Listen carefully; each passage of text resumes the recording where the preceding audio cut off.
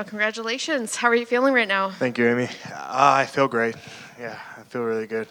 I finally have calmed down, so I feel good. When you say calm down, what were the emotions back there? High levels of joy, which is really cool. I don't remember the last time I felt that level of like pure like joy. And it was nice. It was nice. It was overwhelming. And I let it pass through, and now I feel back to calm. What were those emotions connected to? Was it the fact that you beat Anthony Smith? Was it the fact that you beat Anthony Smith the way you did? Or was it just the win in general or something else? I think it was more of the feeling of the amount of hard work, hard work paying off again. It was that on top of beating Anthony Smith, a tough guy, a guy who, no matter what, there was always a level of respect from my end. The caliber of fight, I think everything, but it all mostly comes down to just the hard work that I put in and day out, and the way that it's been for the past year now. And it finally paid off again, and it just made me extremely happy. You mentioned respect on your end. Do you feel like the respect was given back to you, or is that something maybe you just didn't get a chance to? I didn't watch, and I usually don't watch interviews or anything. And even people who are close to me and my friends know I don't do the he said, she said type of thing. But sometimes out of excitement, they won't tell me exactly what's said, but they'll say like, oh, this guy doesn't respect you, or with things like that. So I don't know anything like personally, but from, I guess, the gossip, it was just like, I think that this guy doesn't have the level of respect for you that he should. That's just kind of what I heard. And I'm like, okay, it doesn't matter to me because this guy is 37 and 18.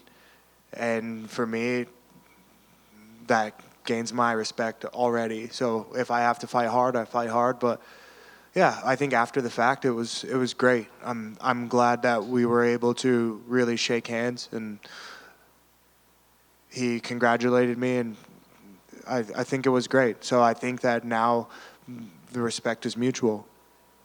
On that note, when he lost to Johnny Walker, a lot of people were thinking that he was about to retire. People thought he did retire. People thought he should retire. I know it's never a place for anybody else to decide when a fighter should retire, but what's your opinion on his longevity in the sport and how long he can last still now that you've been in the cage with him? The guy can last forever. I mean, he can fight 10 more fights if he wants to. I think that this could have been a much different fight for him had he had a full camp,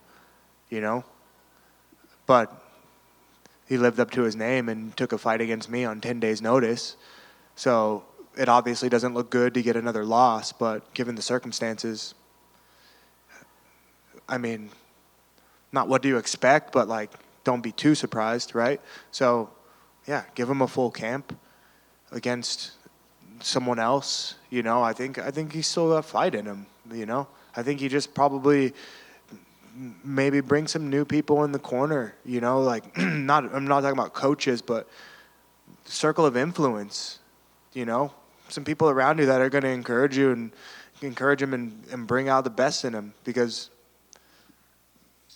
the skill's there, the experience is there.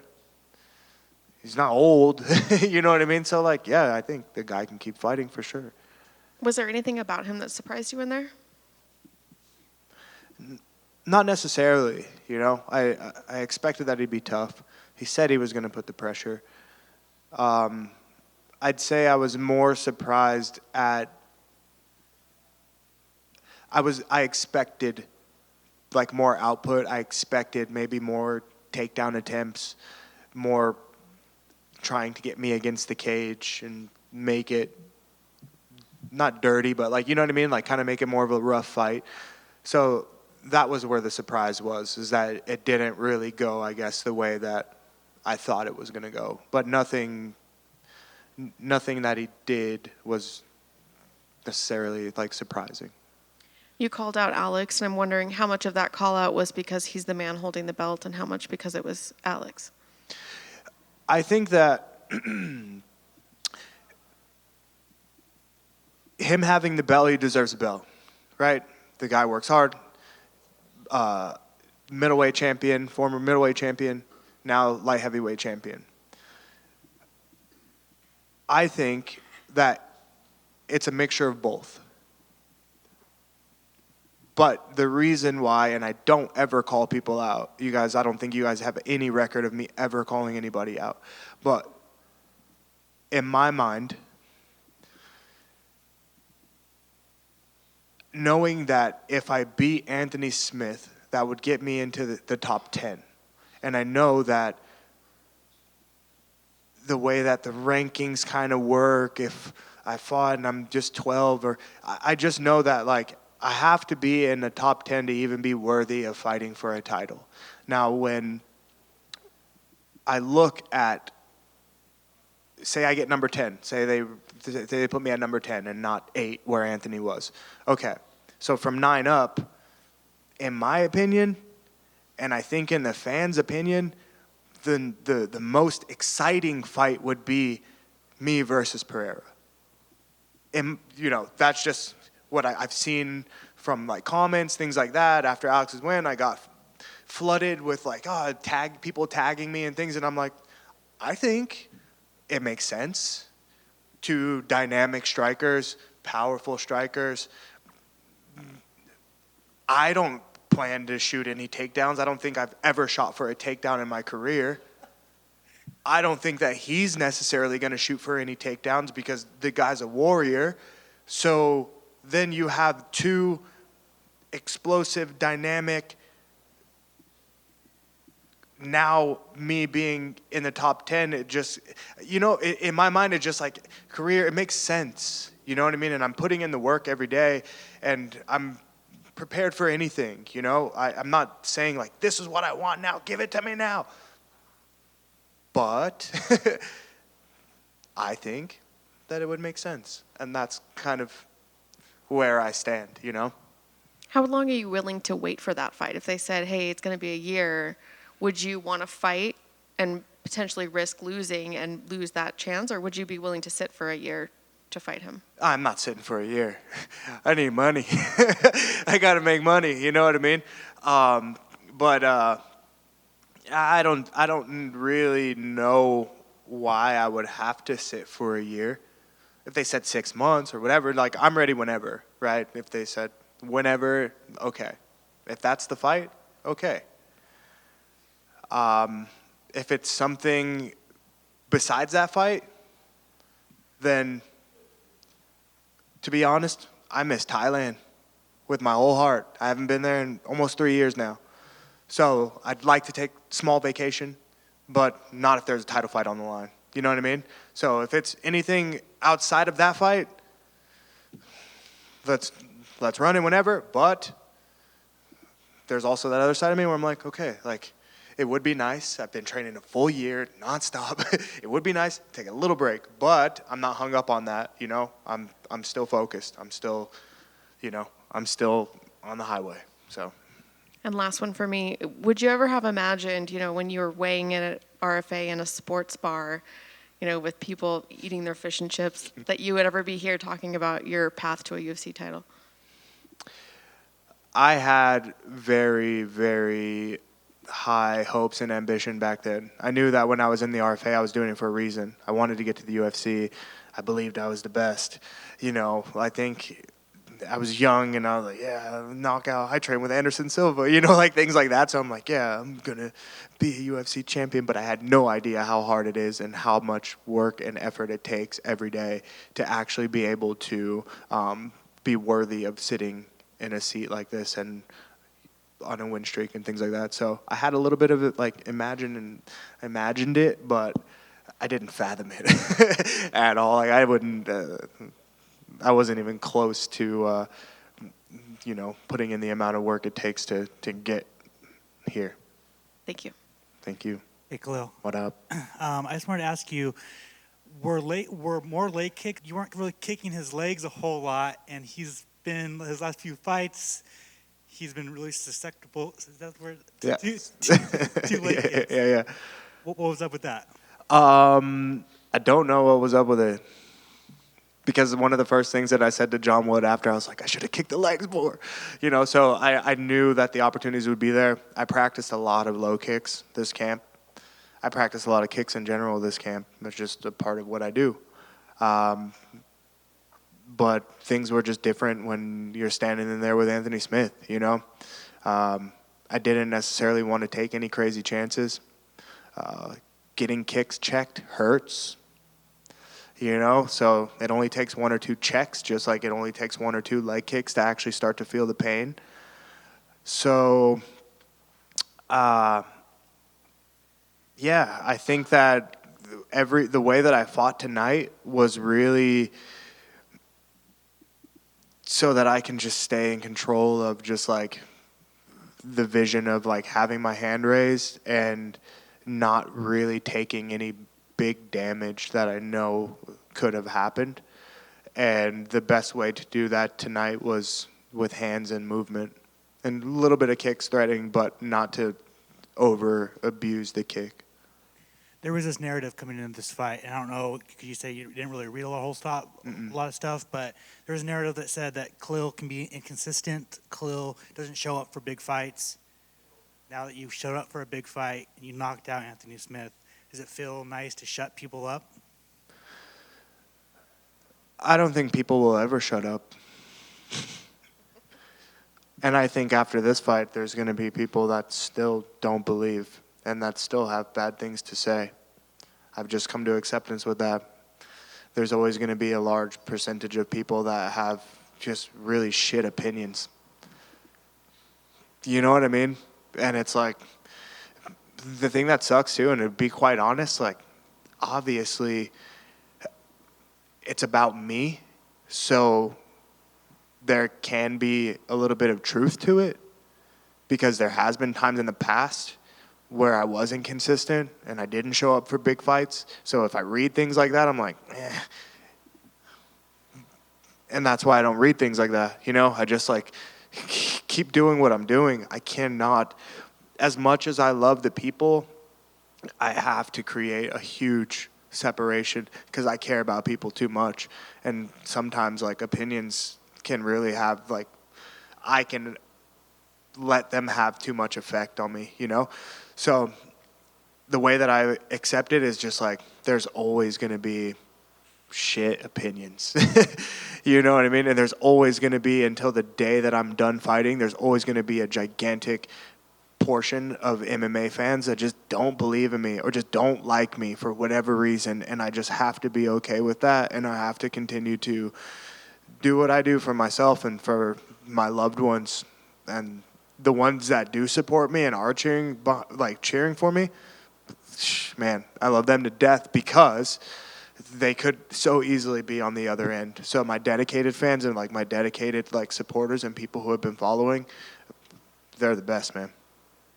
I asked you a couple of fights ago, but I wanted you to kind of reflect. 2020, you were thinking about maybe retirement. It was in there. It was in your thought process. Now, fast forward, you're going to be in the top 10 on Tuesday. Like, can you kind of like put into words like just the whole fight kind of full circle right now? Yeah, I mean, kind of like I answered earlier with Amy, like the same thing that I said a little bit about Smith. I think that I had to make some changes in my personal circle, to be able to show me that, nah, dude, you're not done. You know what I mean? I think that environment has a lot to do with just decisions like that, or if you don't have self-belief, or you feel like, you know what, this is something that I love, but I want to hang it up. I'd say like 9 times out of the 10, like check your environment. You know what I mean? Like check who's around you, check your influence. You know, where is this coming from? So I think around that time, like I was kind of alone in Thailand training.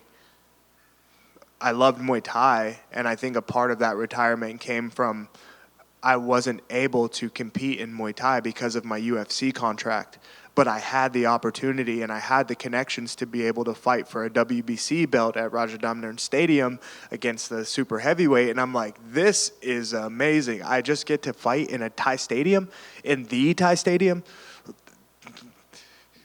Forget the contract right now, you know, like that's kind of, it was like, I was more drawn to like, I get to be in the place that I love with my whole heart and train and fight in the sport and the martial art that changed my entire life. So, but I didn't have many people that were just like, nah, dude, you're not done with the UFC, until I had phone calls with, you know, Lorenzo and John, and they're like, come back, you got a good shot at this. I think I even saw like John in Abu Dhabi. He's like, you should come back. You know what I mean? So, yeah, I think it had to do with influence, but I'm glad that I made the decision to come back to the States and take this seriously. You explained your call out of Alex Pereira. Also, obviously, you want to fight him because it's exciting for the championship, but also is there like a little thing in your back of your head where like, I've already knocked out one Glory heavyweight or Glory champion, I can do it again? I don't think that that thought never crossed my mind. Like I've said right after I even mentioned the guy's name, it's nothing but respect, man. Really. Like it's not I don't approach this in a sense of like, I'm better and no, dude, not at all. You know what I mean? Like I know that he is just as skilled as everybody says. And I'm at a point right now where if people are watching me fight, I want them to see the best version of me, you know? And the way to do that is to put me against another striker to where then you can see what, you know, then you can see two guys strike. You know what I mean? So, yeah, I mean, like it's more about that, you know. I don't think about necessarily like what I've done in the past and all this stuff. I just think it's like it would be really, really, really cool to fight the best in the division, best in the world at light heavyweight in Las Vegas, where I'm from, and potentially win the belt in Las Vegas with a Las Vegas crowd, and then be able to say like, UFC has a local champion. Like, you know, that's more of how my mind makes it versus, and it just so happens that, you know, Alex Pereira and the champion, you know what I mean? So it's like, it's a mixture. It's nothing like directly personal. It's just circumstantial. Yeah. Congrats. Thank you. Khalil over here. Yo. Given what you just said there about Las Vegas and what you said at the cage, this is your home of the UFC, needs to be a champion from here. Given your connection to the city, can you expand a bit more on what it would mean to you if you brought that light heavyweight championship in 2024 to the city of Las Vegas? Man, so when I first decided, I've spoken about it in my past, and I haven't really brought it up in a long time, since the time I had a kind of a explosion meltdown in the cage or after. When I decided to start training mixed martial arts, 19 to 20, I made a decision to join a gym March 1st, 2010, so 20.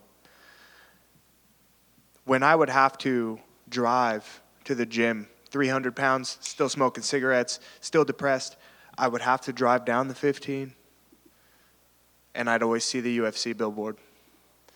And as I started to get more familiar with MMA and UFC, that's something that I've seen so many times, and that was something that I looked at, the motivation. Whatever pay-per-view, it's right there off the 15 by the Palace Station. So that was a part of my motivation to stay dedicated to MMA and to changing my life and to have something to even look forward to in this city. This city, at the time, for me growing up as a youth, there wasn't a lot of opportunity. There wasn't anything going on here that gave us a reason to dream. We didn't know what to do. You know, like we didn't have colleges, and we didn't walk the streets, and we didn't have people who were like, oh yeah, this is a lawyer. We didn't have the things that a lot of other cities do have, because Vegas is just a very different city. People come here to gamble and things like that. So being a young kid from here, I'd imagine that at the time that I was growing up, it's pretty hard to know what you want to do or what you want to be. So I think that, and I'm very thankful for the UFC, because when I saw that, it gave me hope. And so, I would always tell myself, one day I'm going to be on that billboard, and then when I'm driving down, I'm going to see myself there. And then things started happening, and I stayed towards that vision, and then I got into the Ultimate Fighter, and then I remember one of the challenges was right next to the billboard in the Palace Station and the dunk tank, and I'm just like, okay, I'm getting closer. I'm getting closer to what I said I'm going to do. One day I'm going to be on that billboard. One day I'm going to be on that billboard. So I think that it would mean a lot, man. It would mean a lot, because then that would mean that 20-year-old suicidal, just depressed guy who needed something to look forward to, I would see that, and that kind of, it hits a certain spot. You know what I mean? And I get to